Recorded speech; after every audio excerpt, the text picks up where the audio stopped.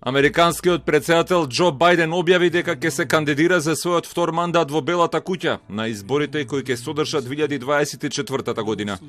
На возраст од 80 години, Бајден веќе е најстариот претседател во американската историја, а подолго време најавуваше дека ќе ја побара довербата на гласачите за нови 4 години.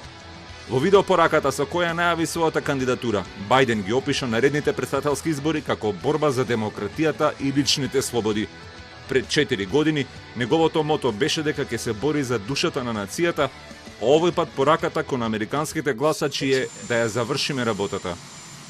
The question we're facing is whether in the years ahead we have more freedom or less freedom, more rights or fewer. I know what I want the answer to be, and I think you do too. This is not a time to be complacent. That's why I'm running for re-election. Because I know America. I know we're good and decent people. Доналд Трамп веќе ја започна својата кампања за повторно освојување на претседателската функција, со што можноста да се обиде да му се реваншира на Бајден на изборите во ноември наредната година останува реалност.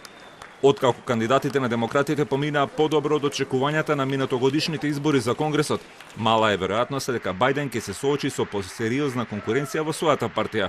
Но во речиси сите испитувања на јавното мислење, вклучувајќи го и последното на NBC, скоро 70% од испитаниците и едва и половина од демократите посакуваат тој повторно да се кандидира.